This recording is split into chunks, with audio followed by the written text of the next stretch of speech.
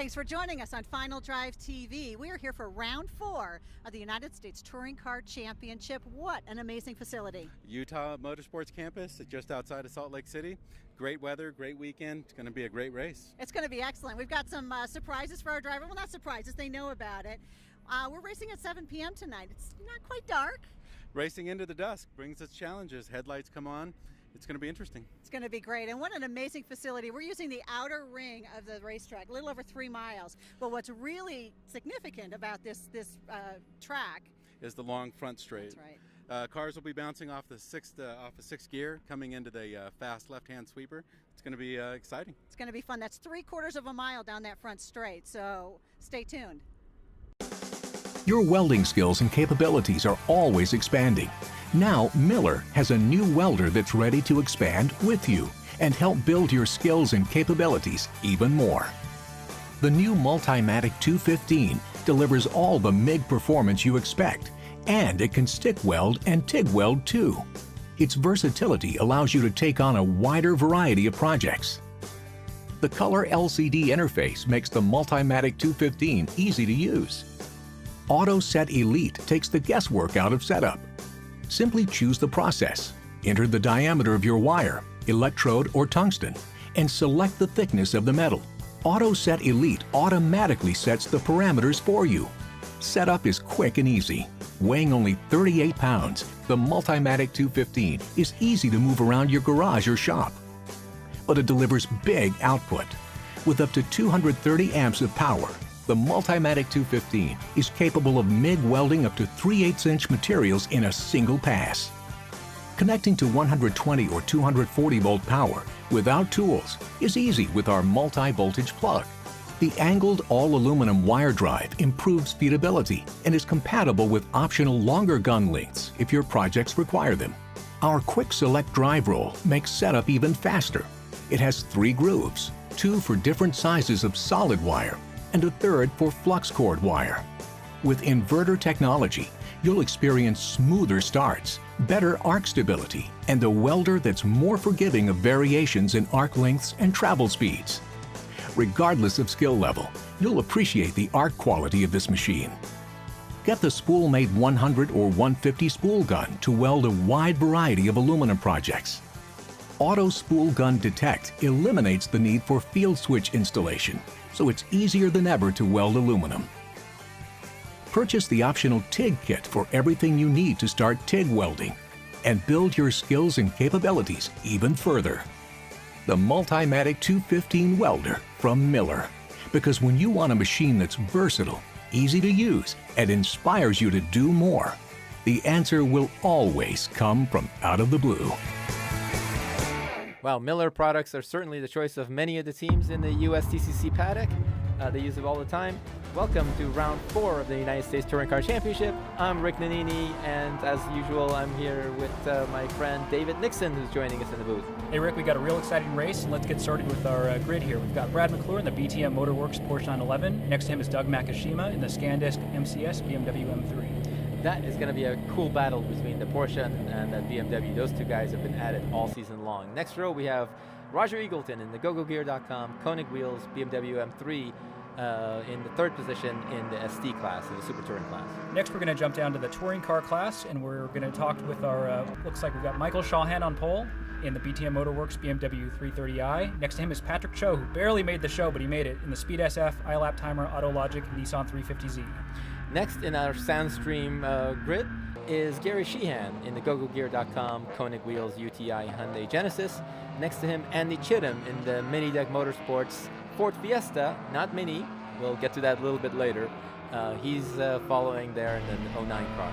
In the sportsman class, we've got Michael McCulligan in the Mazda Trix Racing Beat Mazda RX-8, and next to him is Larry Bonney in the GoGoGear.com Koenig Wheels UTI BMW M3. Yes, Michael McCulligan, his first ever pole, we should say. Next is Dmitro Pikhanov in the Downport Red Star Racing BMW M3. That's also in the sportsman class.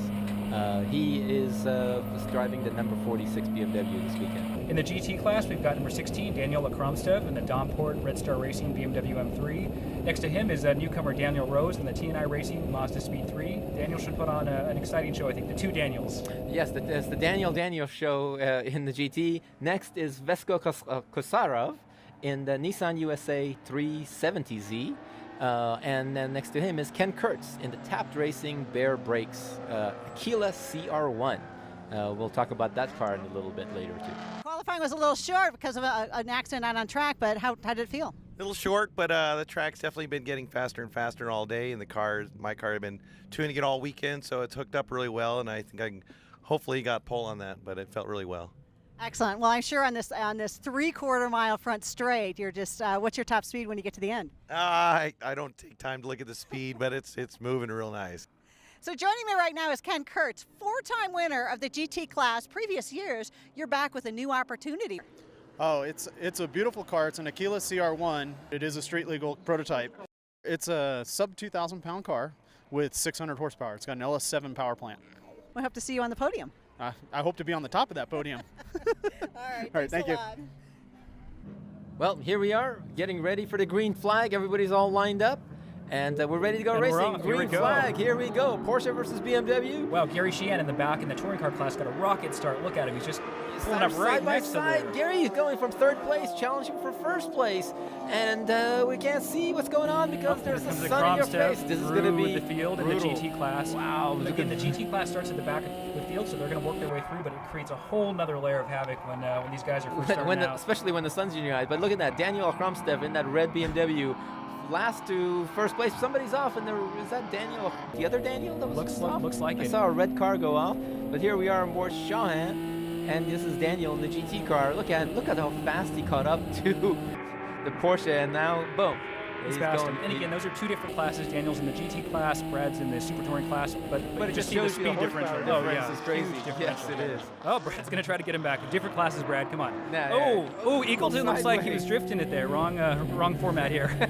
Boy, the race is really late in the day, and look at that sun just shooting straight in your eyes. That is going to be brutal for these guys, because you can't tell where you're going and where your braking point is. Well, not only that, you've got the sun and you've got the dust here. It's a really fine powder, so if somebody goes off and brings dust up on the course, you're just absolutely blind. That's true. That is a very good point. So the key is to be up front, so you don't have anybody in front of you to throw dust. Looks like Sheehan is doing really well. He's actually worked to be in 1st place now. So in the touring class, so we have Kromstev first, BT and GT, and we have the Porsche of the Brad and the BTM and McClure in 1st place in Super Touring. And again, I think one of the important things to keep in mind is we're getting midway through the season here. This is round 4. We're at elevation, so there's a lot of wear and tear that's going to happen with these cars. So we really want to see if how the cars are going to hold up. Is attrition going to be an issue in this race? We really don't know, but we have our suspicions for sure. Well, we learned that yesterday because when the cars arrived, we lost 2 engines yesterday. Most likely due to heat and elevation. We lost the Mini and we lost another one of the BMWs. Yep, it's a beautiful track out here in Utah, Miller Motorsports Park, or formerly Miller Motorsports Park. But again, it does play havoc on the cars. Look at this battle between Shahan and Sheehan, the two of them. These guys were 7,000ths of a second apart in qualifying. And so Sheehan is actually in 2nd place. Shahan is in 1st place in the point standing. So this is a position for the championship. Oh, look at that! Shahan went by Sheehan. Look at that! And look at that. Patrick Cho's coming Patrick's up. going on. Wow, and the fact that Patrick even made the show is amazing. Patrick lost a motor just a couple days prior to this. Just amazing that he's even here. They lost the engine with 2 days before the race. Big slide from Eagleton there. Yeah, Eagleton likes to drift. He should be a drifter. But they lost the motor in that Nissan, and they barely got things working in here. And same with, we're talking about Andy Chittum's Mini. Those guys, they lost the motor yesterday, had to swap to a backup car. They're driving a Ford Fiesta this weekend. Because points are points, and you need whatever you can get. Exactly, and somebody really stepped up, gave him an opportunity to drive that car, which is great. Really shows how tight the racing community really is. So it's great that he could even make the show. It's really awesome. It is fantastic, yeah. Khosarov is also Vesco in that Nissan we see. Passing by Eagleton in that 34. So again, different classes, but yeah, that's a little bit close. Well, it's one of the hard things about having multiple classes is each driver really needs to know who your competition is because the cars look alike. So you see somebody coming up on you, you think, oh, this guy's in my class. I got to hold him back. So it looks like Brad McClure's got a decent lead over Eagleton right here. It looks like he's really not pushing. He's just trying to get some distance, kind of take it easy, which is smart. He just, he's in the championship lead right now. He wants to kind of hold that down and just be conservative, finish the race, no issues. I think, yeah, he just wants to build a gap so he doesn't have to check his mirrors every week and look in his back. But but Eagleton's keeping the pressure on him and is turning super quick laps. So we'll see if this gap will close. And you can see the sun's already coming down, so I think the light issue is not going to be so much of a problem right now. But now we just need to make sure we finish the race before it gets dark, because some of these cars I don't think have headlights.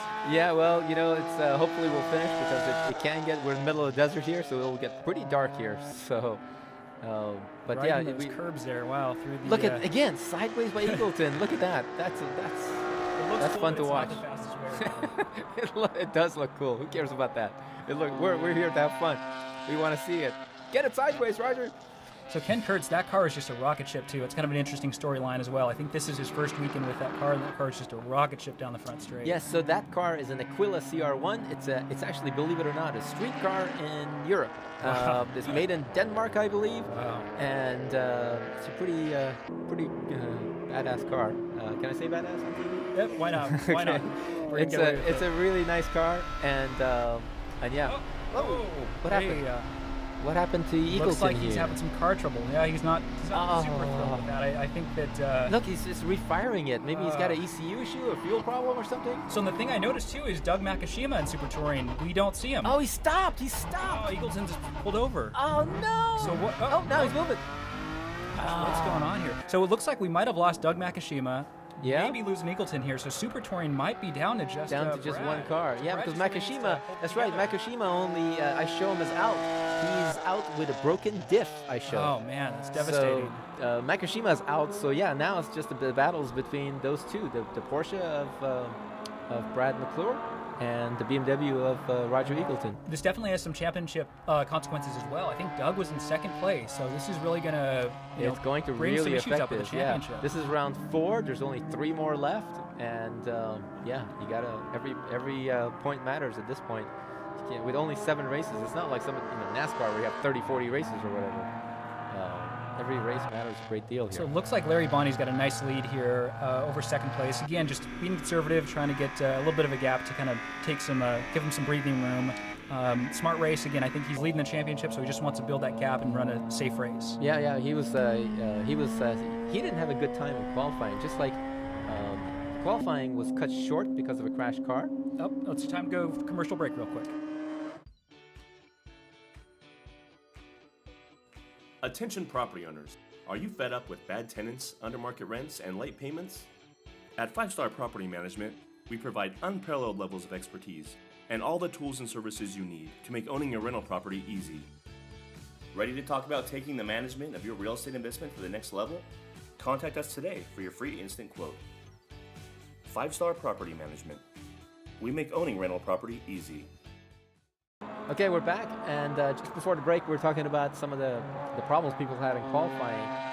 We had a couple of issues in qualifying, and qualifying was cut short, and that really screwed things up for some people because if you didn't get a fast lap right in the early stages, then you didn't have any time to set your fast lap.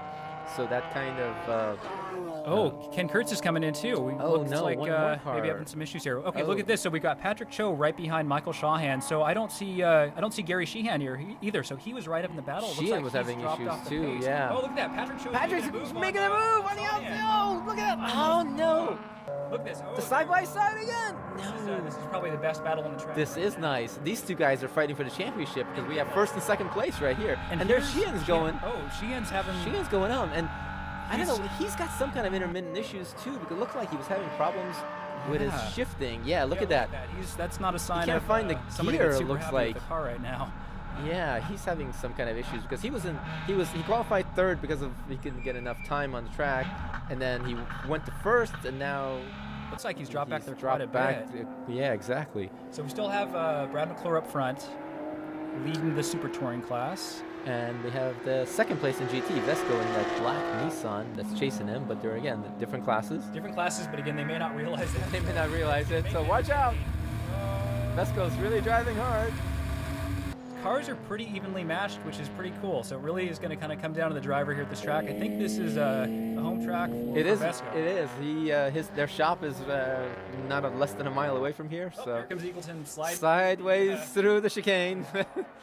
Beautiful driving. Beautiful driving. For this drifting. We need to send him to Formula D. He might have a career there.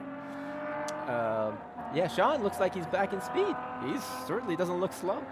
Yeah, so I mean, again, just one of the interesting storylines here. I think getting midway through the season, the car's getting a lot of miles on him, and it's really starting to show. Here's Daniel Rose, actually. He is in the GT class. He's in third place in GT behind Akhramstev and Klasarov. There's Akhramstev right there. And again, Daniel Rose did really well. He got his first race win at Sonoma. At Sonoma last race. And only that's his right. second appearance, I believe. Yeah, so he's doing really well. Not too bad at all. Not too bad at all. Especially against a talented field of GT drivers like Daniel Akhramstev. If I got my first win in my second race ever, I would be very happy. I think most of us would. Yes, I think most of us, it takes us 2 years, maybe even more. But yeah, Akhramstev's doing really well. He's definitely the quickest car on the track at the moment. So it looks like Shawhan's got a little bit of a gap now over Patrick Cho, but again, just the fact that Patrick's even here battling is just a huge testament to he and his crew, the resolve that they had to get that car out here and on track, despite all the setbacks that they had all prior But look to at this. Sheehan's now, catching back up. he's charging back. He is. He's actually turning quicker lap times than both of these guys at the moment. So we got a nice three-way race here in the touring car So, class. but the key is, will he have time to catch these guys? Because at this pace, he should be able to catch them before the end. He'll have plenty of time to catch him. But look, it looks like he's dropped off again. So yeah, so No. This is just the fast part of the track. He's still gaining. Yeah, this is interesting here. He's still coming hard, and these guys better not give up because he's coming hard. This is going to turn interesting. Really, and Patrick's... So Patrick seems to be getting him on the brakes and in the slower parts. I think Shawhan's got a little bit more motor underneath him, but Patrick's really getting good on the brakes and just really cutting down that time. Yeah, this is going to be quite interesting because look at that. It looks like in the tight stuff the Nissan's all over the BMW. Yeah, it really is. Yeah, so I think Shawhan's got the motor. He's just got to keep Patrick behind him if he wants to win this race. And there's a shot of Andy Chittum. Just happy that he made the race. Yes, most people are. So seems like this weekend. Is McClure slowing? He's looks like his pace dropped off a little bit. I think he's just. I'm sure he has communications from his team telling him where Eagleton is. And he's just driving quick enough to make sure that he keeps Eagleton behind. He's got such a big gap now that he probably... Yeah, he's definitely slowed up a little bit. The touring car. Sheehan way off. Wow, he's pushing so hard. Look at that. He was getting so close. Look how close he is. Look how close he is. Wow, that was awesome. But like I said, it's getting pretty close to the end. And we still got a good fight going on here. So, no, McClure definitely has been slowing down. Look at that. Yeah. Now Sheehan slowed down. Look, all that. A minute ago, he was... Not a minute ago, a few seconds ago, he was right on the bumper of the orange Nissan, and now he's fallen all the way back. So maybe whatever issue he had has come back. Now we've got some traffic to deal with. The touring car guys. Yeah, touring car guys are lapping Chittum. There's smoke coming from the car. Looks like... Is it flat tire? That off-track excursion might have... Must have given him a flat tire. I saw smoke coming from the tire. So here, McClure's picked up the pace again. No, he's still... Yeah, he's definitely just kind of backed off. I think he's just cruising. All right, I think it's time for us to go to a commercial break. We'll be right back.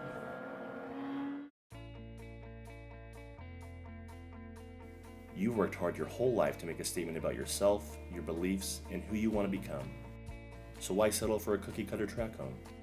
At Energy Real Estate, we value individuality, beauty, and thought. The homes we're going to show you reflect that. Schedule a meeting with one of our seasoned agents soon and start finding the home you've always wanted. Energy Real Estate, a home that's as unique as you are. Okay, we're back, and when we last left you, there was an awesome battle going on for the touring class, and it's still going. It's still going, yeah. Patrick Cho's just right there. He's not giving up. And then now Sheehan is still in it. Hard and getting sideways, but I thought I saw some smoke out of that thing. Something. Boy, so much stuff is going on this race with these cars coming and going and breaking down. And again, this is a high-speed track. It's a lot of load. We're at elevation. I mean, Look at no. he's There's got something for sure going on in that right rear corner. Yeah. That right rear corner, it's Something's totally going on looked with that wrong. car. So it looks like a Kromsted's got a comfortable lead in GT. For sure, he does. Yes. But again, I know that reliability is an issue with these cars. They're pretty high strung, so it's not over until that checkered flag comes out by any yeah, means. this elevation and this heat really strains these engines, especially with the super long straightaway. I mean, some of these cars are hitting 6th gear. They're redlining in 5th gear, and they have to go 6th gear on these track with this long straightaway here. So it's not super easy. So let's see here if we can pick up the. Why are we the action focusing? again. Why are we focusing on this? We need to see the touring battle. That's where all the action is. I think Daniel's pretty comfortable up there. Daniel's just cruising around, listening to the stereo at this point. Here we go. Back in the touring car class. Okay, where is Sheehan? He's still back there. Oh, No, he goes. he's going real wide. He's going wide. So again, McClure is right there, kind of just taking it easy. But we've got Shawhan and Patrick Cho right there. Mm-hmm. They're battling for position. Sheehan's kind of in it, kind of out of it. I'm not quite sure what's going on. Yeah. And now we've got traffic. So Eagleton's getting back. Eagleton's getting back into this too. Yeah, Eagleton's getting back, so there's a chance that Eagleton might catch up to Brad because Brad seems to be slowing down. Maybe his car's overheating or something. this That's is why he's slowing down. Really, just kind of a race of attrition here. It is. It's taking a toll on the it's, cars. it's how far you push before you brake. But you see, it's getting dark. It's His getting cars dark, have their yeah. headlights on now. It is getting So dark. let's see if Patrick can kind of put in a last-minute effort here to get up there to the this first place in touring car. Yes, definitely. Yeah, the Utah Motorsports Park here. This was a NASCAR weekend here. We just had a huge NASCAR race, and that just ended, and that's when this race started. And More smoke from Sheehan. He's still driving that car, but something is not right with it. yeah, I think he's gonna stop when. Yeah, boy, he's a gonna. lot of- Whoa! Oh! Somebody's right behind him too. Oh, look at that! Oh, a total spin. Oh almost. no. Oh wow, that was close. Okay, well, if whatever was broken, now it's definitely broken. Yeah. I mean, he gave it an A for effort for sure, but that's. Yeah, I see, think if it his was race is if done. Eagleton was drifting that car, he would have got No, it. no problem at all. No problem. Here comes Shawhan. Just Patrick. So Okay. again, I mean. Well, I think Patrick's doing everything he can. It's just that it's he's just- quicker through the curvy stuff, but Shawhan's got the motor on the straights. Yeah, definitely. The Sheehan's day is definitely over for that that Hyundai. So this has also got some big championship consequences too. It does, because the championship was basically between Shawhan, Cho, and Sheehan, and now Sheehan's going to drop back, and it's going to be kind of left between Shawhan and Cho. And again, so if he made it half distance, he's going to pick up some points. He's going to pick up some points, just not as many Not points. as many though, and this is going to come down to the last race of the season. And the key is to take away points from Shawhan at this point for these other guys. Yeah. But that's not looking good for them, and everybody else is having issues, and Shawhan keeps collecting points. So again, very picturesque track, great location, but I think it's wreaking some havoc on these cars. it seems to be hard. You know, we've been here many times before, but this is the first time it's been this bad, and it's not particularly hot day No, or anything not either. at all. So I don't know what it is, but maybe everybody's pushing too hard because the championship's getting close. Here's Kromstedt again, so he's got a super comfortable lead. I think at this point his crew's probably on the radio telling them just kind of back off, take it easy, conserve the car, keep it in one piece. We've got another race coming up here in just a few weeks. Yeah, and our next race is going to be a Sonoma Raceway in about a month or so, I think. Yeah. And that race is going to be pretty spectacular back home at Sonoma, this time on a different configuration than last time. Here's the white flag for Kromstedt. One more lap of this Utah Motorsports Park complex. So let's see if Patrick in the touring car class can make a move on Shawhan. He's got one lap left to go here. One lap to do it. That looks like the miles. best battle in the pack here. Kromsted's, I think he's got this in the bag. He has. We have Vesco is nowhere near him at this point. There's the Shawhan, Hyundai, and there's Sheehan. Sheehan in the limping his Genesis, way back around. and there's his teammate Larry Banney just about to pass him, and he definitely looks like he has devastating. a bad rear tire. Wow, That's, so close to the end. So close. Yeah, look at that. This shredded tire. Oh, he's carrying the in that diffuser right there, rear. too. They're dragging the diffuser. I mean, although he got lucky, there was another car right behind him. I mean, two cars that really could have caused an ugly incident. So I think all things considered, he got off pretty lucky with Yeah, this. the car's still in one piece. Tires are easy to change. Banney gets the white flag. So he's here- going to score in most likely. So Patrick is pulled back up. No, it looks like it's McClure. No, it looks like, you know what, McClure and Sean are doing the photo finish for Team Oh, BTM is man. what that looks like. Oh, man. They're trying to time this right so they get a photo finish. Get some showboating here. Yes, they're. Here's downhill rows. I mean, again, this is great. This is among his first couple of races. Oh, Ramstev, what happened to taking it easy and I'm just cruising? I think he wasn't taking it easy. Field. Yes. You've forgotten how race car drivers drive. There is no taking it easy. Yeah, there's nothing other than 10/10ths. Yes, he's definitely pushing hard. Even on his cooldown, on his last lap. Here's the Here's the checkered checkered flag for flag. Ramstev, winner of the GT class in round 4 of the United States Touring Car Championship. And here's the battle for, this is Larry Banny winning the sportsman class in the 35 BMW. And here's a photo finish BTM Motorworks. for BTM Motorworks. Brad's doing. All right, Winners guys. of All right. Super Touring and Touring. And here's the rest of our results for this weekend's race. That was a pretty awesome race. That was a lots good of race. lots of action, but feel sorry for some of these guys. The crew have a lot of work to do. But hopefully we'll see everybody at the next race at Sonoma Raceway. I hope so.